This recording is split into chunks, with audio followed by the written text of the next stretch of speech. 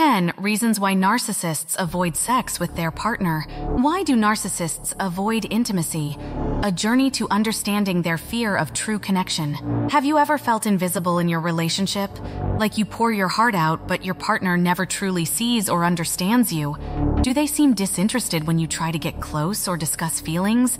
If so, you're far from alone. Many people in relationships with narcissists describe a painful dynamic, desperately craving intimacy, yet feeling confused and rejected when their partner avoids it.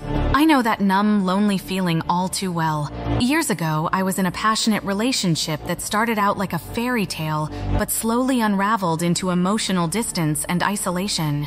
My partner, who I later realized displayed many narcissistic traits, began avoiding intimacy in all senses of the word. At first, I blamed myself and tried desperately to re-spark that connection. I gave everything I had, compromising my needs, walking on eggshells, yet feeling utterly worthless when it was never enough. No matter what I did, it only seemed to push them further away. Looking back now, I can see it was never about me at all. Their inability to truly connect and avoidance of physical and emotional intimacy stemmed from deep-seated insecurities and fear of vulnerability. Here are some of the reasons narcissists shy away from real closeness. Control. Narcissists crave control in relationships. Intimacy requires openness, vulnerability, and equality, which threatens their need for dominance. Avoiding it helps them maintain power and limit dependence on a partner. Validation. They constantly seek validation to fuel their inflated yet fragile egos. Multiple shallow relationships satisfy this need for admiration more than one deep, intimate connection. Objectification.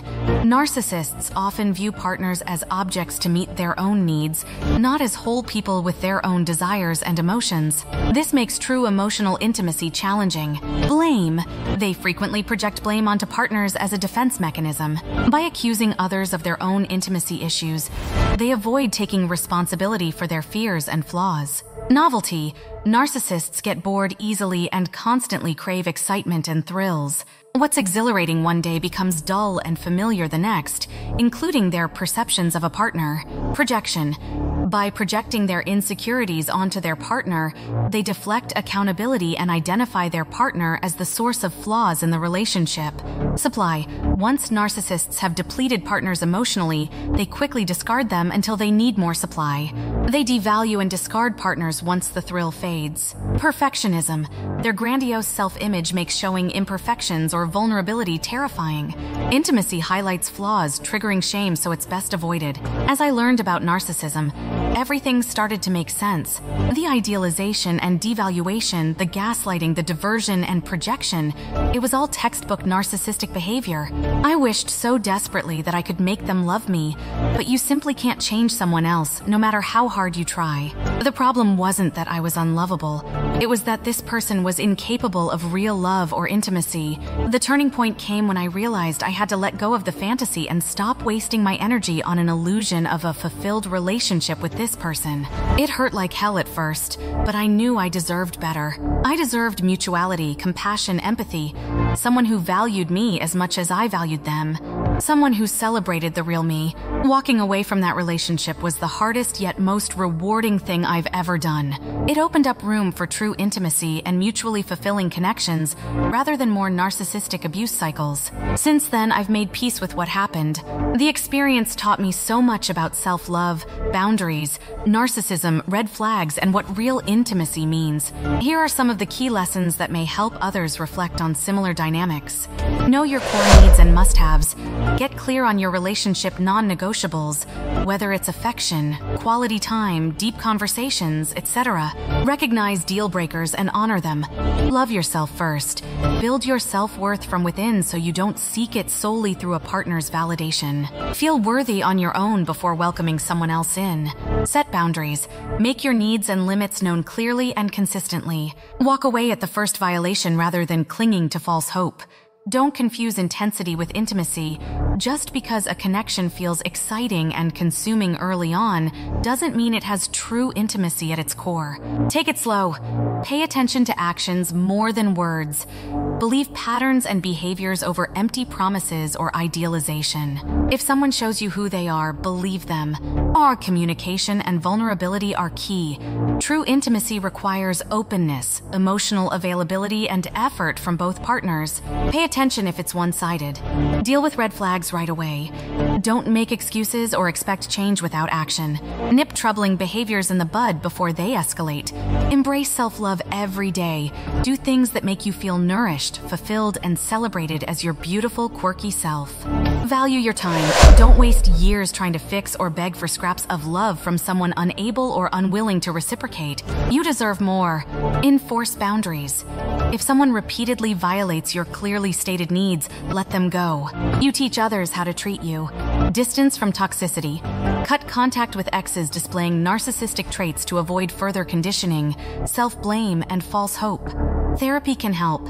Work with a professional to unpack trauma bonds, build self-worth, and avoid repeating past dynamics. Healing is a process. Find true community. Surround yourself with people who make you feel seen, appreciated, and adored for who you are. Learn the signs. Educate yourself on narcissistic traits so you can recognize them early and proceed with caution. Trust your intuition. If your gut tells you someone lacks empathy or the ability to truly connect, believe it. Don't ignore red flags. Be the partner you wish for. Cultivate the qualities you seek in your ideal mate. Understanding, patience, compassion, dependability, intimacy. Know your worth. You deserve a meaningful relationship with someone who cherishes you and makes you feel secure, understood, and heard. This path isn't linear. There are ups and downs, good days and bad days. But little by little, we learn to detach from dynamics that chip away at us and gravitate towards relationships where we're equally seen, valued, and empowered. If you currently find yourself in an intimacy-avoidant relationship, know that you deserve so much better. You deserve to feel truly seen, heard, understood, and valued for who you are. You deserve someone excited to know you deeply, your dreams, fears, quirks, passions. Someone who cherishes your body, heart, and spirit. Someone who shows up emotionally present and engaged. Don't abandon yourself trying to get a narcissist to love you or open up. As painful as it is, one person alone can't generate intimacy. It requires mutual presence, openness, and care. Instead, redirect that nurturing impulse inward and make your needs and deal breakers known. Consider seeking professional support to process trauma, regain self-worth, and set empowering boundaries. There are people out there capable of reciprocating love and intimacy. Don't lose hope you'll find them when the time is right. You are so worthy of being truly seen, desired, and adored. If this resonates with you, know that you're not alone.